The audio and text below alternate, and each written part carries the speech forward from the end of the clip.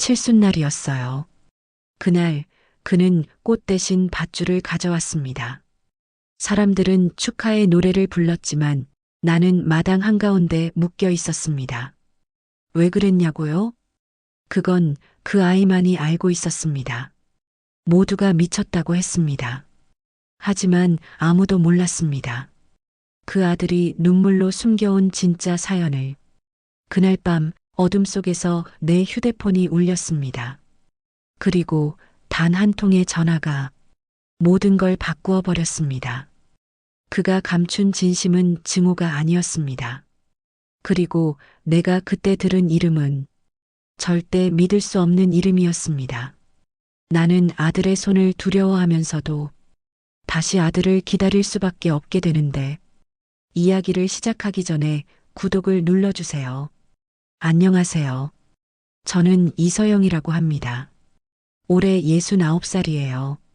부산 동구에서 작은 떡집을 운영해 왔습니다.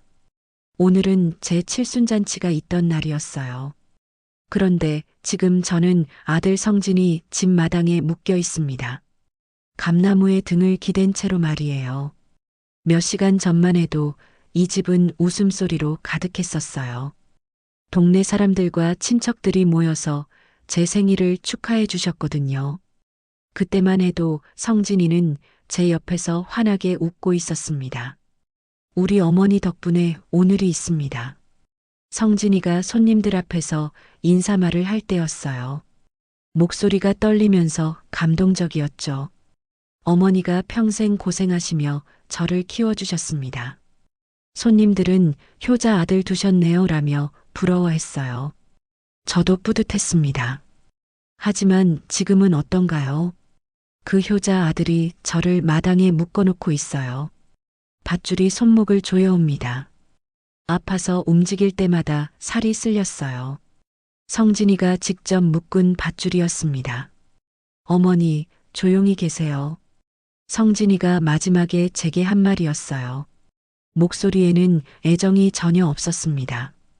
며느리 지은이도 거실 창문 너머로 저를 내려다보고 있어요. 평소 어머님이라며 다정하게 굴던 모습은 온데간데 없었습니다. 그저 차가운 시선으로 저를 바라보고 있을 뿐이에요. 찬바람이 불어옵니다. 11월 밤 공기가 얇은 한복 저고리를 뚫고 들어와요. 몸이 떨리지만 참았습니다. 도대체 무엇이 잘못된 걸까요? 아침까지만 해도 성진이는 제게 어머니, 오늘은 좋은 날이에요라며 웃어줬는데 말이에요. 잔치 준비를 할 때도 그랬어요. 편하게 계세요. 어머니라고 했거든요.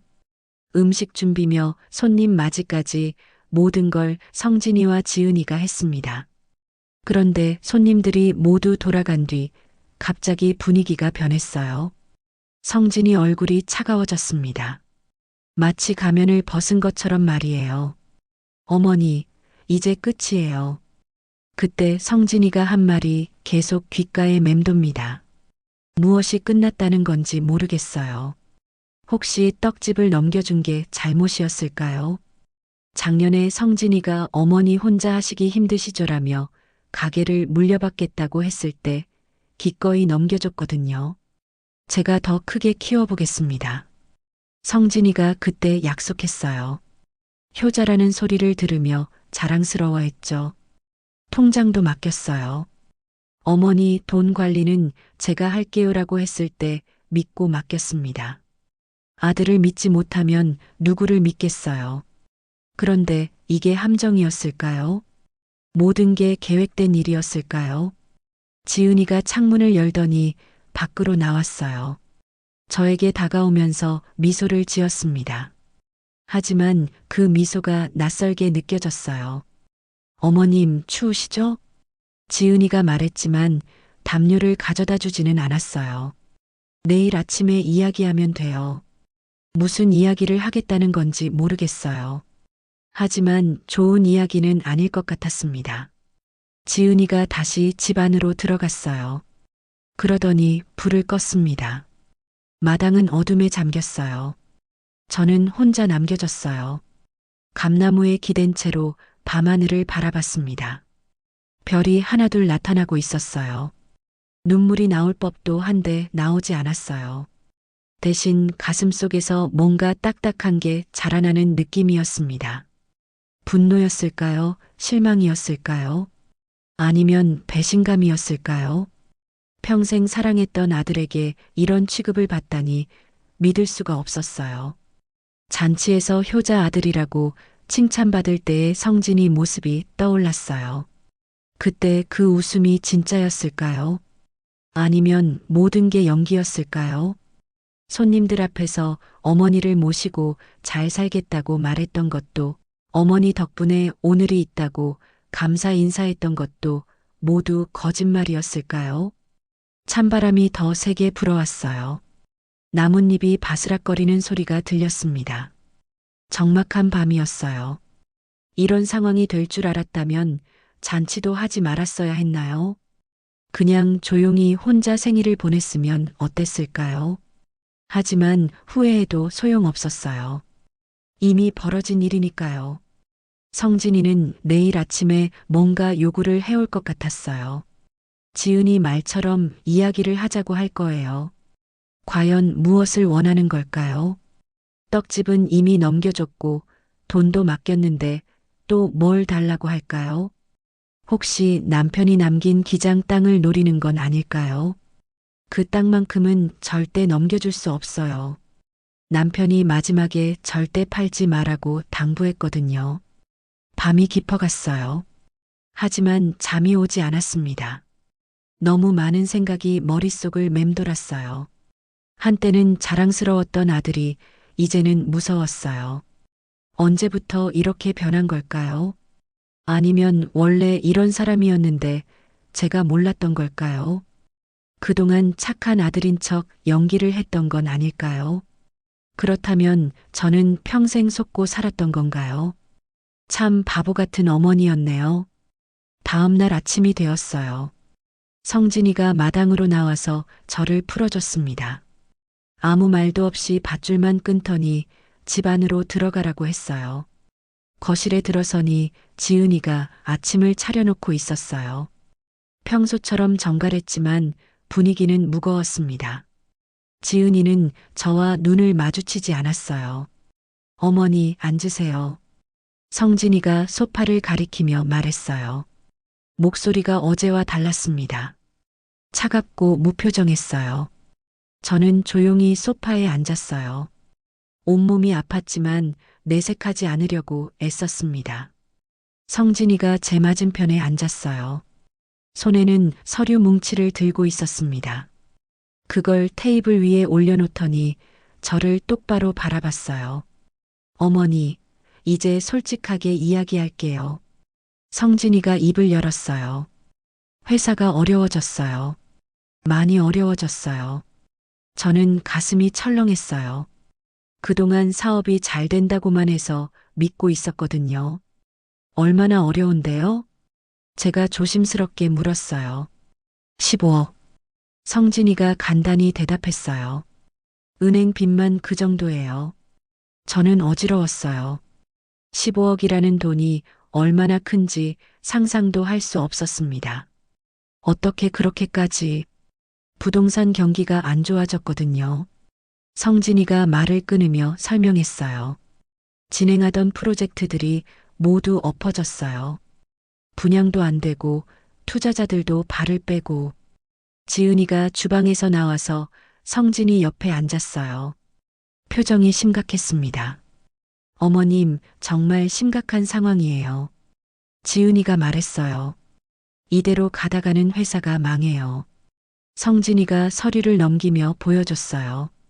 숫자들이 빼곡히 적혀 있었지만 저는 잘 모르겠었어요.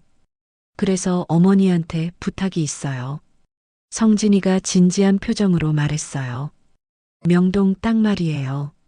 저는 순간 숨이 멎는 것 같았어요. 명동 땅이라니 남편이 마지막으로 남겨준 그 땅 말이었거든요. 그 땅을 팔아야겠어요. 성진이가 단호하게 말했어요. 시세가 많이 올랐거든요. 팔면 20억은 받을 거예요. 저는 고개를 저었어요. 안 돼요, 성진아. 왜요? 성진이의 목소리에 짜증이 섞였어요. 그냥 놀리고 있는 땅이잖아요. 어차피 어머니 혼자서 뭘 하시겠어요? 그 땅은 너희 아버지 유산이야. 제가 단호하게 말했어요. 아버지가 돌아가시기 전에 절대 팔지 말라고 하셨어. 성진이의 얼굴이 일그러졌어요. 아버지는 이미 돌아가셨어요. 갑자기 큰 소리를 쳤어요. 평소 차분하던 아들의 모습이 아니었습니다. 지금 살아있는 사람이 더 중요하지 않아요? 저는 놀라서 뒤로 물러났어요. 성진이가 이렇게 소리치는 걸 처음 봤거든요. 성진아, 진정해. 진정하라고요? 성진이가 벌떡 일어났어요. 어머니가 지금 상황이 얼마나 심각한지 아세요? 그러더니 성진이가 제 앞에 바짝 다가왔어요. 얼굴이 붉어져 있었습니다. 우리가 망하면 어머니도 갈 곳 없어요. 떡집도 이미 제 명의잖아요. 그 말에 저는 가슴이 철렁했어요. 떡집을 성진이한테 넘긴 게 맞았거든요. 그러니까 서로 도와야 하는 거 아니에요? 지은이가 끼어들며 말했어요.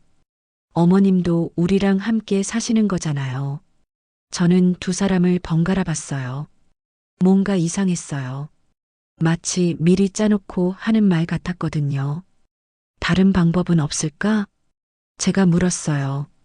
은행에서 대출을 더 받거나. 없어요. 성진이가 소리쳤어요. 이미 다 막혔다고요. 그 땅 말고는 방법이 없어요.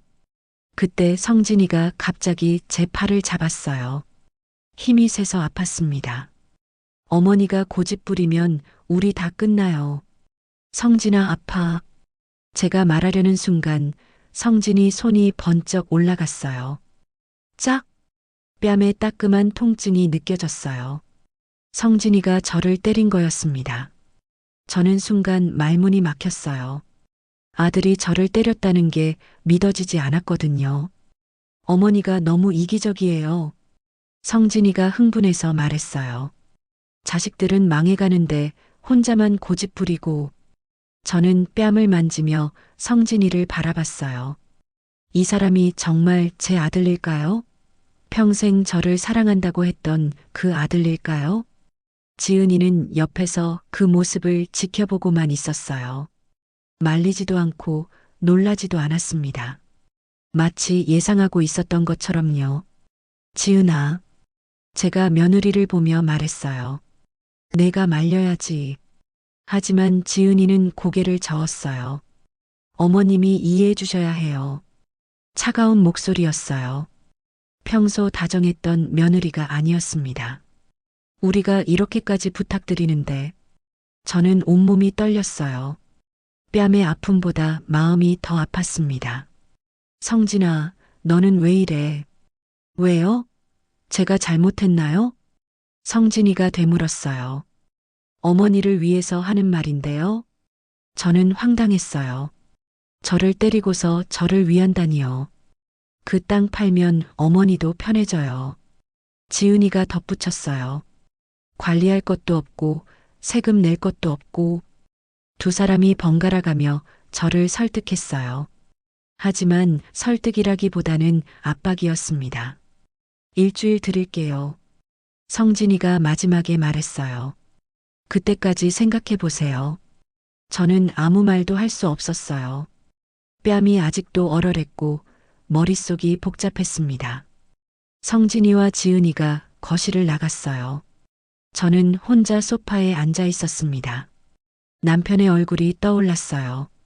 돌아가시기 전 마지막에 제 손을 잡고 말씀하셨죠. 그 땅만큼은 절대 팔지 마라. 우리 가족 마지막 보루야. 하지만 지금 그 가족이 저를 압박하고 있었어요. 이게 맞는 일일까요? 창밖을 바라보니 흐린 하늘이었어요. 비가 올 것 같았습니다. 과연 일주일 뒤에 무슨 일이 벌어질까요? 벌써부터 두려웠어요. 일주일이 지났습니다. 그 사이 저는 거의 잠을 이루지 못했어요. 성진이와 지은이는 매일 제게 같은 말을 반복했습니다. 어머니, 생각해 보셨어요? 성진이가 오늘도 거실로 들어오며 물었어요. 얼굴이 더욱 험악해진 것 같았습니다. 성진아, 조금만 더 기다려. 못 기다려요. 성진이가 제 말을 끊으며 소리쳤어요. 오늘까지라고 했잖아요. 지은이가 성진이 뒤에서 나타났어요. 손에는 도장과 서류를 들고 있었습니다. 어머님, 여기 명의 이전 서류 준비했어요. 지은이가 차분하게 말했어요. 하지만 눈빛은 차가웠습니다. 도장만 찍으시면 돼요. 저는 고개를 흔들었어요. 안 된다고 했잖니. 그 땅은 팔 수 없어. 성진이의 얼굴이 일그러졌어요. 주먹을 쥐더니 벽을 세게 쳤습니다. 왜 이렇게 고집이세요? 성진아, 진정해. 진정하라고요? 성진이가 저에게 다가왔어요. 술 냄새가 났습니다. 은행에서 압류 통지 왔어요. 이 집도 넘어갈 수 있다고요. 저는 놀랐어요. 이 집까지 위험하다는 뜻이었거든요. 그럼 다른 방법을. 없어요. 성진이가 더 큰 소리로 외쳤어요. 그 땅 말고는 방법이 없다고요. 그러더니 성진이가 제 팔을 거칠게 잡았어요. 어머니가 도장 안 찍으면 우리 다 죽어요. 저는 아픔을 참으며 고개를 저었어요. 그래도 안 돼. 아버지 유언이야. 아버지는 죽었어요. 성진이가 소리치며 저를 밀쳤어요. 저는 소파에서 바닥으로 넘어졌습니다. 지금 살아있는 사람이 중요하다고요. 그때 지은이가 다가왔어요. 제게 손을 내밀더니 일으켜 세웠습니다. 어머님, 우리가 이렇게까지 부탁드리는데. 지은이의 목소리는 부드러웠지만 표정은 냉혹했어요. 가족이잖아요. 서로 도와야죠. 저는 지은이를 바라봤어요. 며느리로 들어온 지 3년이었는데 이런 모습을 보인 건 처음이었습니다. 지은아, 내가 성진이를 말려야지. 어머님이 이상해요. 지은이가 말을 끊었어요. 아들이 어려우면 어머니가 도와주는 게 당연하잖아요. 그 말에 저는 등골이 오싹했어요. 지은이도 성진이와 같은 생각이었던 거예요. 그런데 어머님은 왜 그렇게 이기적이세요? 지은이가 계속 말했어요. 혼자만 편하게 살려고 하시는 거예요? 저는 할 말을 잃었어요. 이기적이라니, 제가 이기적이라는 거였나요? 우리가 망하면 어머님도 갈 곳 없는데. 지은이가 미소를 지으며 말했어요. 하지만 그 미소가 무섭게 느껴졌습니다. 요양원에라도 보내야 하나요? 그 말에 저는 깜짝 놀랐어요. 요양원? 어머님이 협조 안 하시면 어쩔 수 없죠. 성진이가 대답했어요. 치매 증상이 있다고 신고하면 돼요. 저는 온몸이 떨렸어요.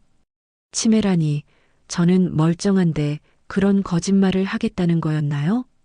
그럼 보호자 권한으로 모든 재산 관리할 수 있거든요. 지은이가 덧붙였어요. 어차피 결과는 같아요. 어머님이 협조하시는 게 서로 좋잖아요. 저는 이제 모든 걸 깨달았어요. 이 두 사람은 처음부터 제 재산을 노리고 있었던 거예요.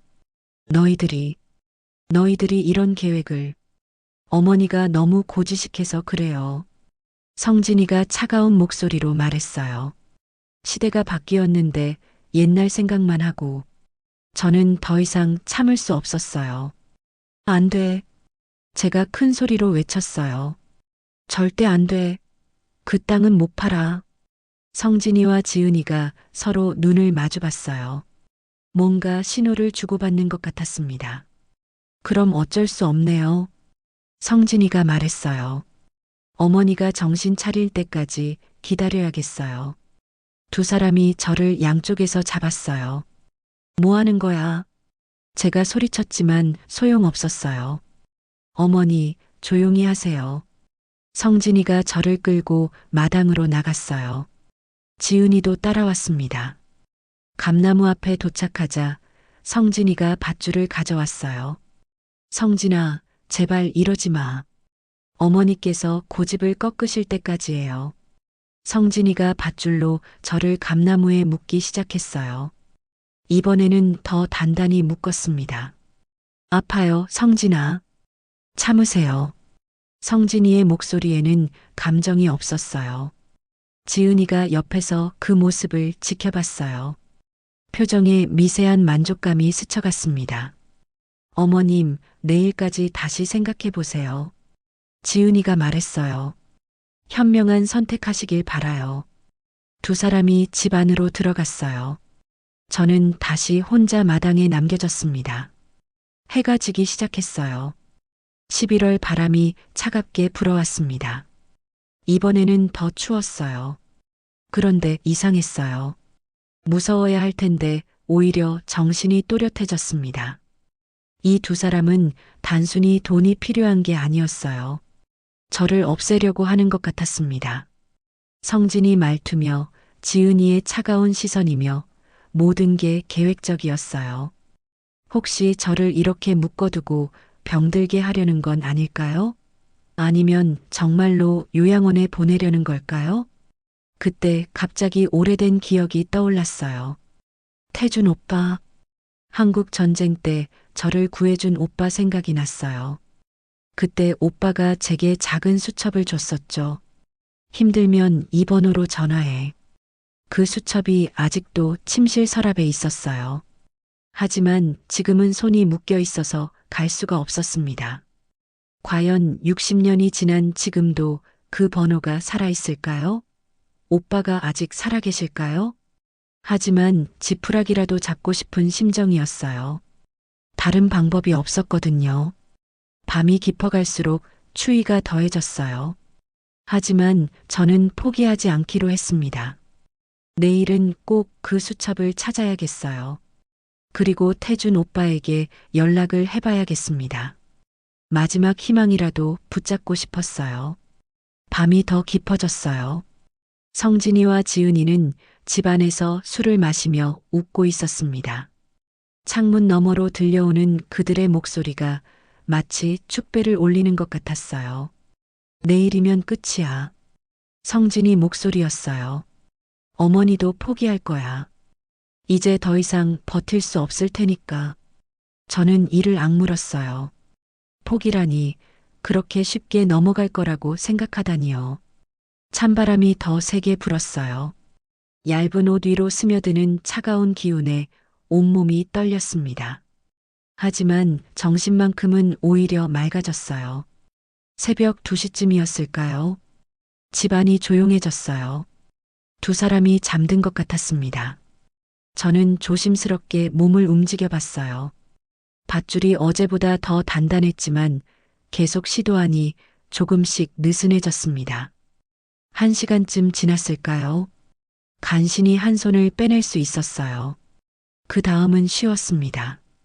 다른 손도 풀고 발목의 밧줄도 끊었어요. 조용히 일어서서 집을 둘러봤어요. 불이 모두 꺼져 있었습니다. 뒷문으로 천천히 들어갔어요. 성진이와 지은이 방에서 코 고는 소리가 들렸습니다. 침실로 들어가서 서랍을 열었어요. 제일 아래 깊숙한 곳에 낡은 가죽 파우치가 있었습니다. 그 안에 오래된 수첩이 들어 있었어요. 손전등을 켜고 수첩을 펼쳤어요. 누렇게 바랜 종이 위에 연필로 적힌 번호가 보였습니다. 태준 오빠가 남긴 번호였어요. 한국 전쟁이 끝난 뒤였죠. 10살이었던 제가 부모님을 잃고 혼자 남겨졌을 때 16살이던 태준 오빠가 저를 구해줬어요. 서영아, 오빠가 꼭 다시 찾아갈게.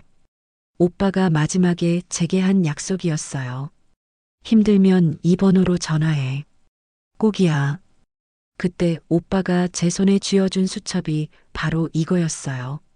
하지만 그 뒤로 오빠를 만나지 못했어요. 결혼도 하고 아이도 키우면서 시간이 흘러갔거든요. 수첩을 들고 거실로 나왔어요. 전화기 앞에 서서 한참을 망설였습니다. 과연 이 번호가 아직 살아있을까요? 60년이나 지났는데 말이에요. 하지만 다른 방법이 없었어요. 성진이와 지은이는 저를 요양원에 보낼 생각이었고 제 재산을 모두 가져갈 계획이었거든요. 떨리는 손으로 번호를 눌렀어요. 한 자리씩 천천히 눌러나갔습니다. 신호음이 울렸어요. 한 번, 두 번, 세 번. 혹시 끊어진 번호인가 싶었을 때 누군가 전화를 받았어요. 여보세요? 남자 목소리였어요. 나이든 목소리였지만 어디선가 들어본 것 같았습니다. 여보세요? 혹시? 저는 목소리가 떨려서 말이 잘 나오지 않았어요. 태준 오빠세요? 상대방이 잠시 조용했어요. 그러더니 놀란 듯한 목소리로 말했습니다. 설인이냐? 그 순간 저는 온몸에 전율이 흘렀어요. 설인은 제 어릴 적 이름이었거든요. 태준 오빠만이 그렇게 불렀어요. 오빠, 정말 오빠예요? 눈물이 터져 나왔어요. 목소리가 뭉클해졌습니다.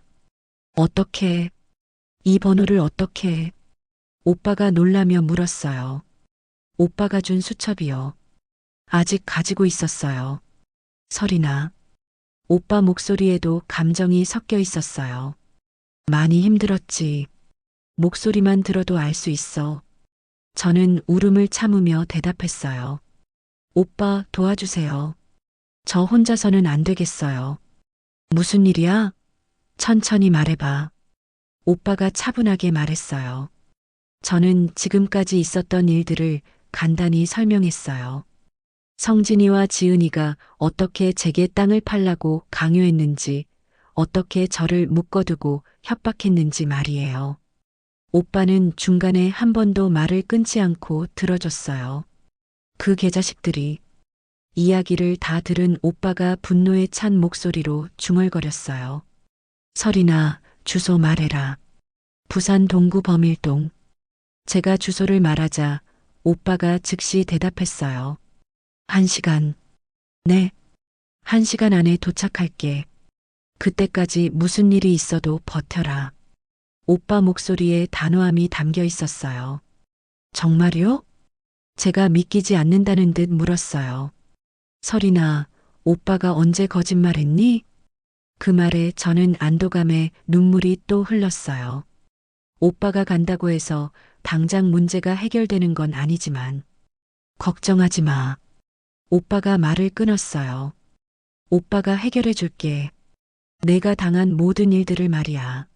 어떻게? 그동안 오빠도 많이 변했어. 이제는 그럴 힘이 있어. 무슨 뜻인지는 모르겠지만 오빠 목소리에는 자신감이 넘쳤어요. 지금 당장 안전한 곳으로 피해. 어디로요?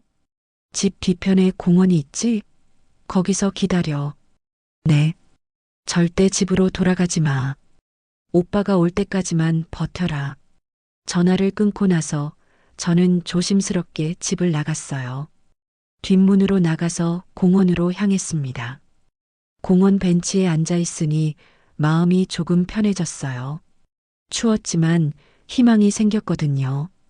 과연 태준 오빠가 어떻게 저를 도와줄 수 있을까요? 하지만 믿고 싶었어요.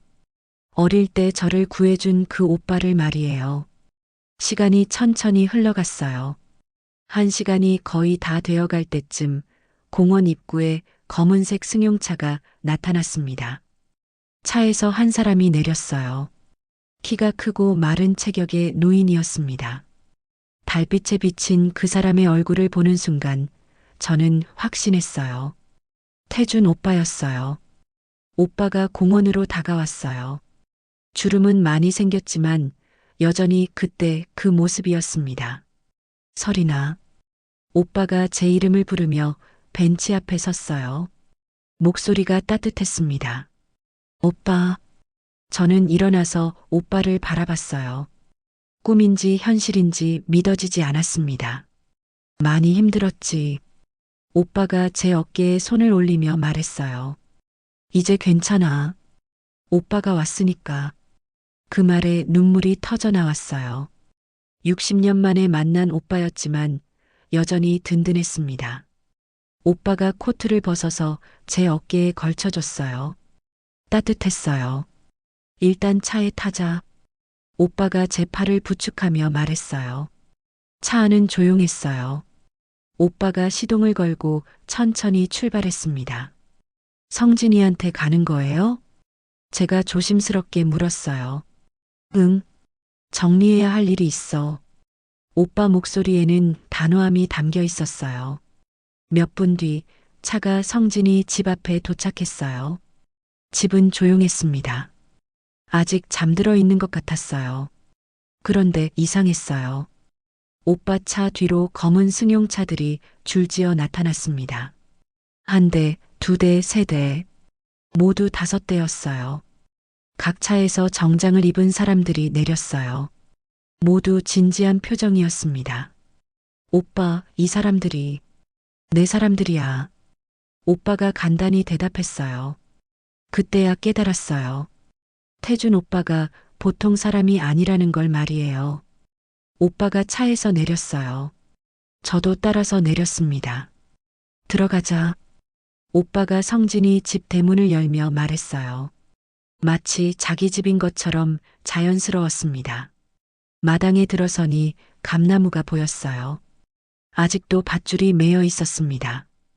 오빠가 그 모습을 보더니 얼굴이 굳어졌어요. 저기에 묶여 있었구나. 네. 제가 작은 목소리로 대답했어요. 오빠가 정장 입은 사람들에게 손짓했어요. 그들이 집을 둘러쌌습니다. 그때 집 안에서 불이 켜졌어요. 아마 소음을 듣고 깬 것 같았습니다. 현관문이 열리더니 성진이가 나왔어요. 잠옷 차림이었습니다. 누구세요? 성진이가 당황하며 물었어요. 그때 저를 발견했어요. 성진이 얼굴이 창백해졌습니다. 어머니, 어떻게... 안녕하세요. 오빠가 성진이에게 다가가며 말했어요. 한태준이라고 합니다. 성진이가 그 이름을 듣고 더욱 놀란 표정을 지었어요. 뭔가 들어본 이름인 것 같았습니다. 한태준, 혹시 한국금융그룹? 맞습니다. 오빠가 고개를 끄덕였어요. 성진이 다리가 후들거렸어요. 한국금융그룹 회장이라니 상상도 못했을 거예요. 지은이도 나왔어요. 상황을 보더니 얼굴이 하얗게 변했습니다. 제 여동생을 구하러 왔습니다. 오빠가 차분하게 말했어요. 여동생? 성진이가 저를 바라봤어요. 믿을 수 없다는 표정이었습니다. 이서영 씨 말입니다. 오빠가 제 이름을 부르며 설명했어요. 한국 전쟁 때 헤어진 누이 동생이죠. 성진이는 말문이 막힌 것 같았어요. 입을 벌렸다 닫았다 하고 있었습니다. 노인을 묶어두다니 참 대단하시네요. 오빠 목소리에 차가움이 스며들었어요. 정장 입은 사람 중 한 명이 다가와서 오빠 귀에 뭔가 속삭였어요. 오빠가 고개를 끄덕이더니 성진이를 바라봤어요. 회사 상황도 알아봤습니다. 그게 성진이가 말하려다가 멈췄어요. 파산 직전이더군요. 그런데 어머니 재산까지 노리다니. 오빠의 눈빛이 더욱 차가워졌어요. 지은이가 성진이 뒤로 숨었어요. 두려운 표정이었습니다. 이제 정리하죠. 오빠가 말했어요. 설인이, 이제 집에 가자. 오빠가 제 손을 잡았어요. 따뜻했습니다. 저는 성진이와 지은이를 마지막으로 바라봤어요. 두 사람 모두 절망적인 표정이었습니다. 하지만 더 이상 미안하지 않았어요. 그들이 선택한 길이었으니까요. 오빠와 함께 차에 탔어요. 정장 입은 사람들도 각자 차에 올랐습니다. 이제 평온할 거야. 오빠가 제 손을 잡으며 말했어요. 오빠가 지켜줄게. 저는 고개를 끄덕였어요. 오랜만에 느끼는 안전함이었습니다. 차가 천천히 출발했어요.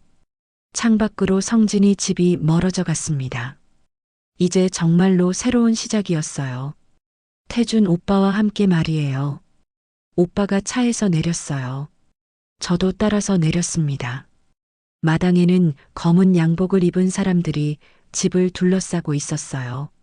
성진이가 현관문을 열고 나왔어요. 잠옷 차림으로 당황한 표정이었습니다. 누구세요? 성진이가 떨리는 목소리로 물었어요. 오빠가 천천히 성진이에게 다가갔어요. 걸음걸이가 위압적이었습니다. 한태준이야. 오빠가 차가운 목소리로 말했어요. 성진이 얼굴이 하얗게 변했어요. 한태준이라는 이름을 들어본 것 같았습니다. 혹시 한국금융그룹. 맞아. 오빠가 고개를 끄덕였어요. 성진이 다리가 후들거렸어요. 한국금융그룹 회장이 왜 여기 있는지 이해할 수 없었을 거예요. 지은이도 뒤에서 나왔어요. 상황을 보더니 얼굴이 창백해졌습니다. 내가 내 누이를 이렇게 만들었냐? 오빠가 성진이를 노려보며 물었어요. 누이. 성진이가 저를 바라봤어요. 믿기지 않는다는 표정이었습니다. 이서영이 내 여동생이야. 오빠가 단호하게 말했어요. 한국 전쟁 때 헤어진 누이 동생 말이야. 성진이는 입을 벌린 채 아무 말도 하지 못했어요. 노인을 묶어두고 때리고 오빠의 목소리가 점점 차가워졌어요. 참 훌륭한 아들이구나. 그때 오빠의 손이 번쩍 올라갔어요. 짝! 성진이 뺨에 따기가 날아갔어요. 성진이가 비틀거리며 뒤로 물러났습니다. 어머니한테 손댄 그 손으로 오빠가 더 큰 목소리로 말했어요. 성진이가 뺨을 만지며 주저앉았어요. 충격의 말도 나오지 않는 것 같았습니다. 지은이가 성진이를 부축하려다가 오빠와 눈이 마주쳤어요. 그 순간 지은이도 얼어붙었습니다. 너희 둘이 짠 거지? 오빠가 지은이를 바라보며 물었어요. 처음부터 재산을 노리고 지은이는 대답하지 못했어요. 그저 떨기만 했습니다. 검은 양복의 한 사람이 오빠에게 다가와서 귀에 뭔가 속삭였어요. 오빠가 고개를 끄덕이더니 성진이를 내려다봤어요. 회사 상황도 다 알아봤어. 그게 성진이가 말하려다가 멈췄어요. 파산 직전이더군. 그런데 어머니 재산까지 노리다니. 오빠의 눈에 분노가 가득했어요. 정말 대단한 효자야. 성진이가 무릎을 꿇었어요. 죄송합니다. 정말 죄송합니다. 이제 와서 사과? 오빠가 차가운 미소를 지었어요. 늦었어. 검은 양복의 사람들이 성진이 양쪽을 잡았어요. 뭐 하는 거예요? 성진이가 소리쳤어요. 놔주세요. 하지만 소용없었어요. 그들은 성진이를 차 쪽으로 끌고 갔습니다. 지은이가 뒤따라가려 했지만 다른 사람이 막았어요. 어머니. 성진이가 저를 바라보며 소리쳤어요. 도와주세요. 제발. 저는 아무 말도 하지 않았어요. 그저 조용히 지켜볼 뿐이었습니다. 어머니. 성진이의 목소리가 점점 멀어졌어요. 차에 태워진 것 같았습니다. 지은이도 다른 차에 태워졌어요. 그녀는 끝까지 제게 원망스러운 눈빛을 보냈습니다. 몇 분 뒤 모든 차들이 떠났어요. 마당은 다시 조용해졌습니다. 오빠가 저에게 다가왔어요. 이제 끝났어. 어디로 데려간 거예요? 제가 물었어요. 걱정하지 마. 다치게 하지는 않을 거야. 오빠가 안심시켰어요. 다만 교훈은 줘야지. 저는 고개를 끄덕였어요. 성진이와 지은이가 당할 만했다고 생각했거든요. 설이나 이제 내 집에서 지내자. 오빠가 제 손을 잡으며 말했어요. 혼자 있으면 또 위험할 수도 있어. 저는 잠깐 망설였어요. 이 집에는 남편과의 추억이 많았거든요. 하지만 오빠 말이 맞았어요. 혼자 있기에는 너무 위험했습니다. 네, 오빠. 제가 대답했어요. 그럼 짐을 싸자. 오빠가 미소를 지었어요. 집 안으로 들어가서 필요한 것들을 챙겼어요. 많지는 않았습니다. 옷 몇 벌과 남편 사진, 그리고 그 오래된 수첩이었어요. 다 챙겼어? 오빠가 물었어요. 네. 저는 집을 둘러봤어요. 마지막 인사였을지도 몰랐거든요. 하지만 아쉽지 않았어요. 이제는 새로운 시작이 필요했으니까요. 오빠와 함께 차에 탔어요. 운전기사가 시동을 걸었습니다. 어디로 가는 거예요? 제가 물었어요. 내 집, 해운대에 있어. 해운대라니 부산에서 가장 좋은 동네였어요. 크고 조용한 집이야. 마음에 들 거야. 오빠가 말했어요. 차가 출발했어요. 창밖으로 익숙한 동네가 지나갔습니다. 이제 정말로 새 인생이 시작되는 거였어요. 태준 오빠와 함께 말이에요. 과연 성진이와 지은이에게는 무슨 일이 벌어질까요? 궁금했지만 더 이상 제 일은 아니었어요. 저는 앞만 보기로 했어요. 과거는 과거에 남겨두고 말이에요. 오빠 집은 정말 컸어요. 해운대 바닷가가 내려다 보이는 고급 주택이었습니다.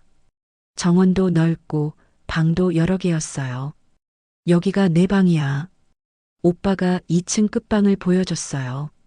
창문으로 바다가 보였습니다. 너무 좋아요, 오빠. 제가 감탄하며 말했어요. 편하게 지내. 이제 내 집이니까. 오빠가 미소를 지었어요. 그날 밤 오랜만에 편안하게 잠들었어요. 따뜻한 침대에서 바다 소리를 들으며 말이에요. 다음 날 아침 오빠가 아침을 차려줬어요. 직접 만든 건 아니었지만 정성스럽게 준비해줬습니다. 설이나 오늘 변호사를 만날 거야. 오빠가 식사를 하며 말했어요. 무슨 일로요? 내 재산을 되찾는 일이야. 오빠가 설명했어요. 떡집도 통장도 모든 걸 다시 내 명의로 만들 거야. 저는 고마웠어요. 하지만 한편으로는 복잡한 마음이었습니다. 성진이는 어떻게 됐어요? 제가 조심스럽게 물었어요. 회사는 파산했어. 오빠가 담담하게 대답했어요. 은행 빚 때문에 집도 넘어갔고. 그럼 지금 길거리에 나 앉았지. 오빠 목소리에는 동정심이 없었어요. 며칠 뒤 변호사 사무실에 갔어요. 성진이가 강제로 이전한 재산들을 되찾는 절차였습니다. 사기와 협박으로 이뤄진 계약이니까 무효해요. 변호사가 설명했어요. 일주일 안에 모든 게 정리될 겁니다. 저는 고개를 끄덕였어요. 하지만 기쁘지는 않았습니다. 그 일주일 동안 오빠와 함께 조용히 지냈어요. 바닷가를 걸으며 이야기도 나누고 과거 얘기도 했어요. 그동안 어떻게 살았어? 오빠가 물었어요. 힘들었지만 행복했어요. 제가 대답했어요. 남편이 좋은 사람이었거든요. 다행이야. 오빠가 안도하는 표정을 지었어요. 너무 걱정했어. 연락이 안 돼서. 저도 미안했어요. 그동안 연락하지 못한 것이 말이에요. 일주일 뒤 모든 절차가 끝났어요. 떡집도 제 명의가 되었고 통장도 되찾았습니다. 이제 마음 놓고 살아. 오빠가 말했어요. 그런데 그날 저녁 예상치 못한 방문객이 왔어요. 초인종이 울리더니 하녀가 들어와서 말했어요. 어머님, 성진 씨가 찾아왔어요. 저는 놀랐어요. 성진이가 여기까지 찾아올 줄은 몰랐거든요. 어떻게 할까? 오빠가 물었어요. 만나볼게요. 제가 대답했어요. 거실로 내려가니 성진이가 서 있었어요. 초라한 모습이었습니다. 며칠 전과는 완전히 다른 사람 같았어요. 어머니, 성진이가 저를 보자마자 무릎을 꿇었어요. 죄송합니다. 정말 죄송해요. 저는 아무 말하지 않고 그를 바라봤어요. 제가 미쳤었어요. 정신이 없었어요. 성진이가 울먹이며 말했어요. 다시 기회를 주세요. 제발. 하지만 저는 아무런 감정이 들지 않았어요. 동정심도 미안함도 분노도 없었습니다. 그저 남이라는 생각만 들었어요. 성진아, 제가 차분하게 말했어요. 늦었어. 어머니, 제발. 너는 이미 내 아들이 아니야. 제가 단호하게 말했어요. 그날 밤 나를 묶어둔 순간부터 말이야. 성진이가 더 큰 소리로 울기 시작했어요. 어머니, 다시 생각해 주세요. 하지만 저는 마음이 움직이지 않았어요. 지은이는 어디 있니? 제가 물었어요. 떠났어요. 성진이가 작은 목소리로 대답했어요. 모든 걸 잃고 나니까 떠나더라고요. 저는 예상했던 일이라고 생각했어요. 그럼 이제 혼자구나. 어머니가 도와주시면. 안 돼. 제가 말을 끊었어요. 이제 내 인생은 내가 책임져. 성진이가 절망적인 표정을 지었어요. 정말 안 돼요? 정말 안 돼. 저는 확신에 찬 목소리로 대답했어요. 성진이가 한참을 더 울다가 일어났어요. 그럼 정말 안녕히 계세요. 성진이가 마지막 인사를 하고 돌아갔어요. 저는 그 모습을 끝까지 지켜봤어요. 하지만 아무런 감정도 들지 않았습니다. 오빠가 제 옆에 다가왔어요. 괜찮아? 네, 괜찮아요.